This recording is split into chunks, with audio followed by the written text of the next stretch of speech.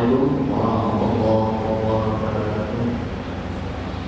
Alhamdulillah alladzi qaddara lana ma'in wa amal ala nabiyyina Muhammad sallallahu alaihi Muhammadin sayyidil awwalin wal akhirin wa ala alihi wa ashabihi nabiyil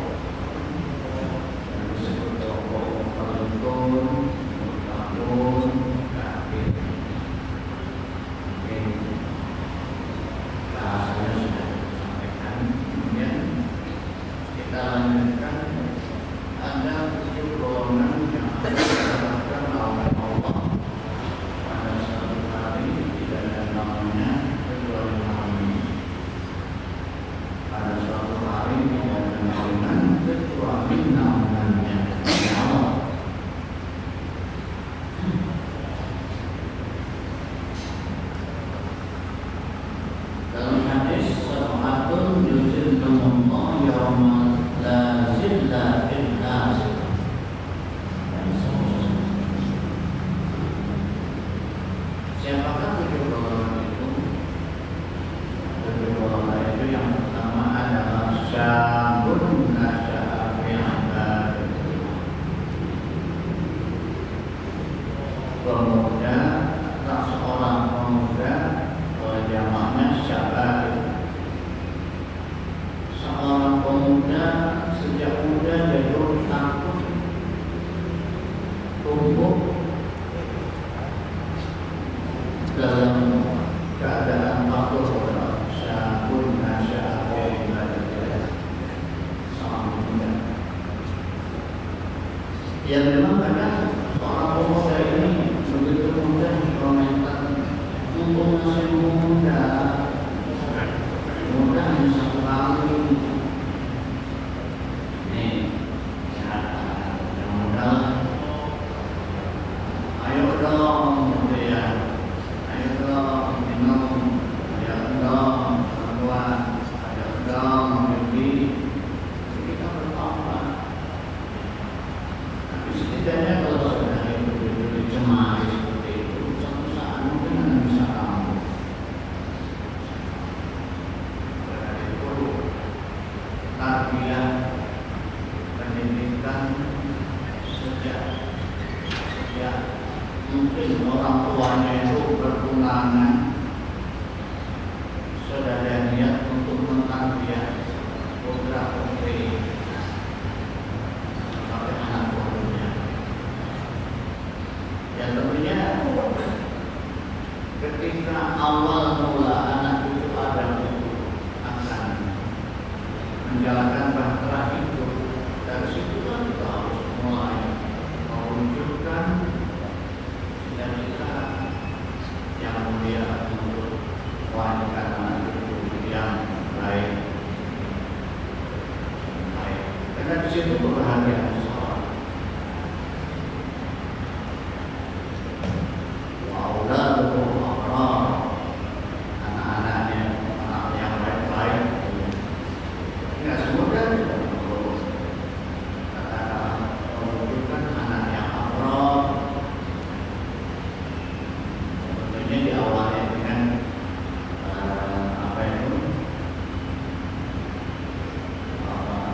keluarga yang baik.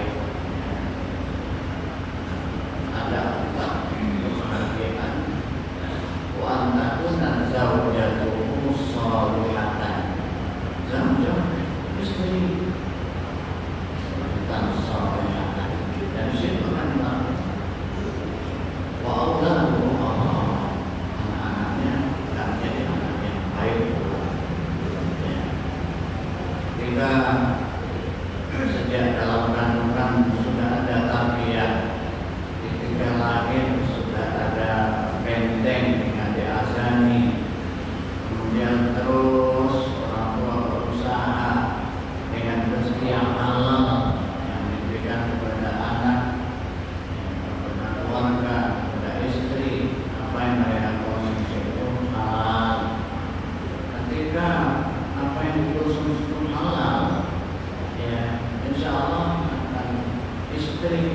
keluarga kita, anak-anak kita itu mudah diatur. Ketika mungkin yang konsumsi itu gelap-gelap, ya tidak jelas dari mana asal dapat. Karena dari kita harus ingat, ya Allah, ketika kita mungkin terleset dapat rezeki yang tidak jelas, yang tidak halal, lihatlah istri dan anak kita. Ya, kita ambil, kita pakui, ya, kita pakui, direnungkan, dipikirkan. Ya Allah, aku bekerja ini, kerja pulang beres, aku bawa pulang rezeki itu, rezeki dan ya Allah, saya begitu, kasihan istriku. Karena ada yang terjadi, usaha untuk berhasil itu ya, jadi cuma sama.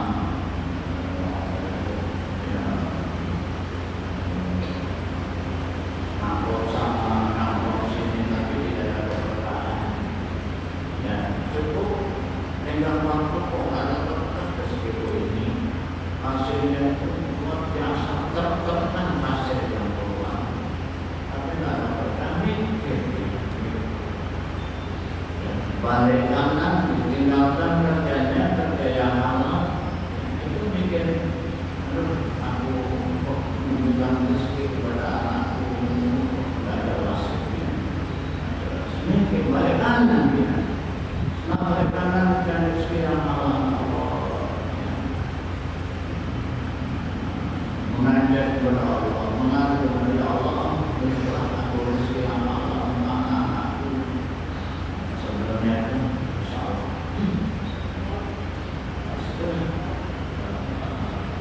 Syabun akan tumbuh, syabun seorang pemuda yang mampu taat Allah Subhanahu wa Ta'ala. Jadi ada tahapan untuk bisa syabun, anak muda yang mampu taat Allah. Kemudian selain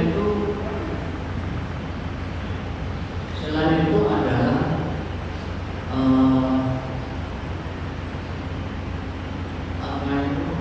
dua orang bersaudara, rajulun qalbuhu ma'allah ala masjid.